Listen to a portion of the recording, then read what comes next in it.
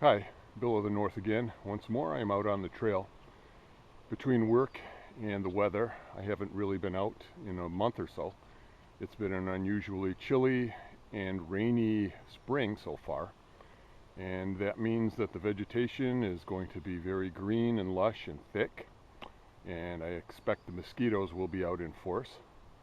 And I'm out here just going to do a few shots of the various packs against the background and just see how well they mix in. So join me, won't you? You can see how tall the grass has gotten. It's about waist high. And it's late spring. We've got about a week to 10 days before our official summer starts.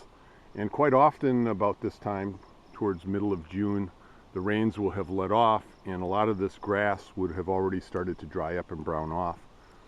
So this is kind of an unusual environment this year, I guess. It's kind of unusual what we've got here.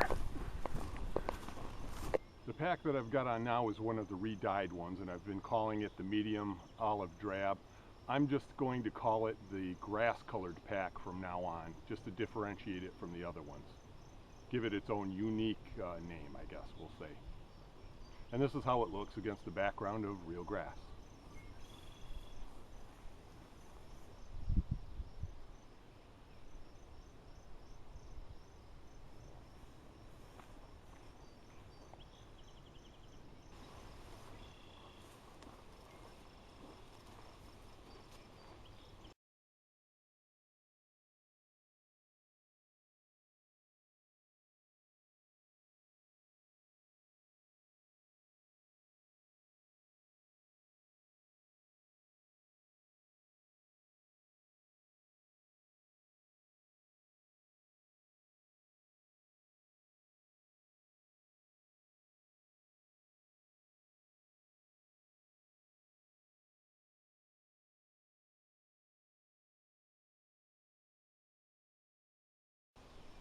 So this is my apple green pack. It's set up for my conditioning hikes, and like all my packs, it has a bunch of pouches attached to it, and they're not all going to blend as well, but that's real life. So we'll just see what works and what doesn't so well.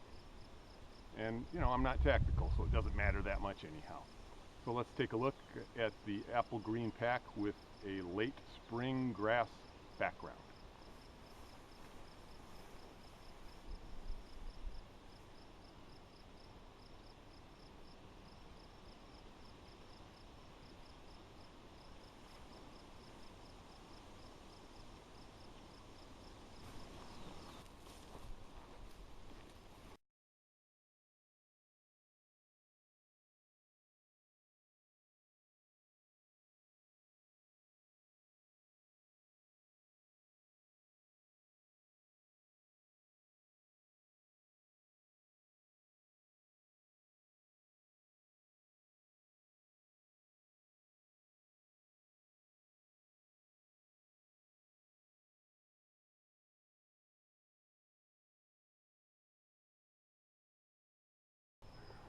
Well, let's take a look at how this pack is configured today, shall we? As I mentioned in a previous video, this is the wet gear. Poncho, rain shell, rain pants are in there. This pouch has some snacks. It has my water filter. It's got toilet paper, kind of a pile hat in there for cold weather. The other side is where my hydration pouch resides. I have another pouch on the back here that there's nothing in it. It's just attached. That will remain to be seen what goes in there. And my sleeping bag is in the bottom section of the pack. And then I just have some odds and ends on the inside. Some insulation, cook set, stove, insulating clothing, I should have said. Spare socks, stuff like that.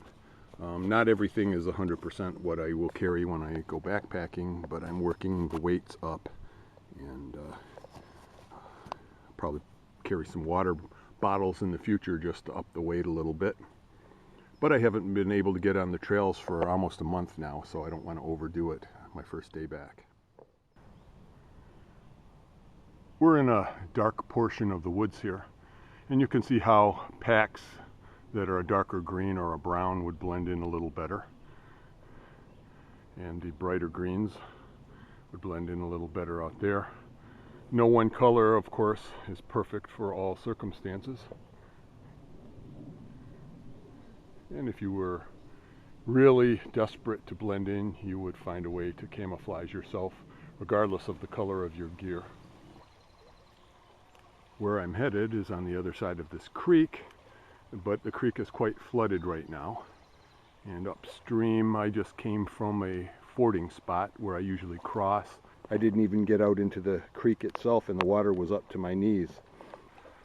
So, being as the water out in there is probably going to be significantly deeper and the current stronger, and I have a heavy pack on and I'm by myself, discretion is the better part of valor.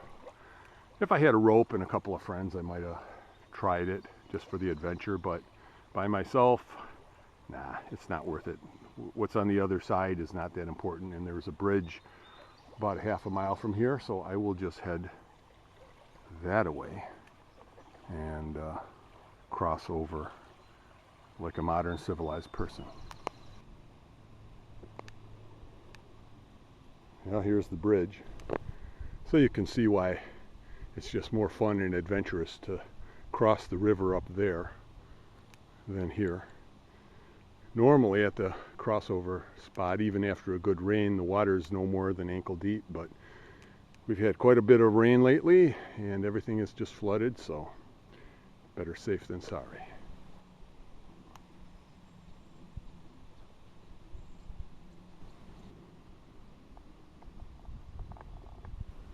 Sometimes it's wise to do less than you had intended to when you're not feeling up to it, when you're hurting yourself, and you just cut your workout short. Today is not one of those days. When I got my feet soaking wet trying to cross that stream, I thought I might cut it short. I'm returning to the car anyways, but as I'm going along, I decided I'm going to take the long route. My feet can take it, and it's a conditioning hike. So I'm out here conditioning myself, so I want to take the long route. And part of it's psychological. If you get used to punking out every time the going gets tough, I'm saying that with a smile on my face. If you quit when the going gets tough, you're going to get into that habit. So you need to sometimes continue on in the face of adversity, as I am doing now, setting the example for generations to come.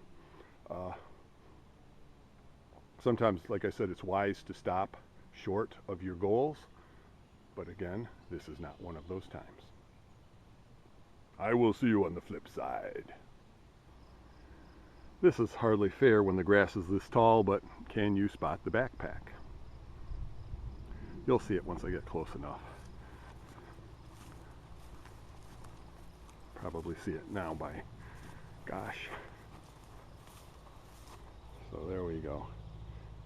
A little bit of camouflage on that would make it more invisible, better invisible.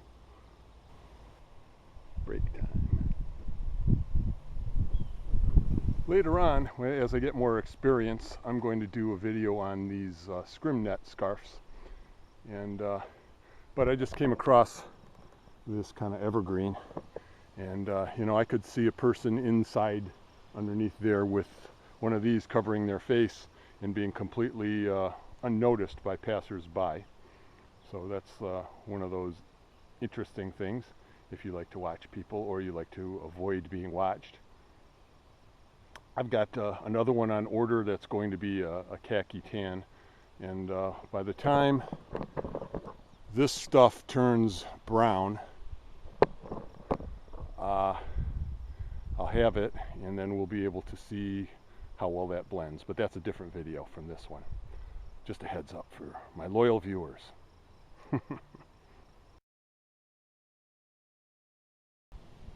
Once again, I remain unseen as others pass by.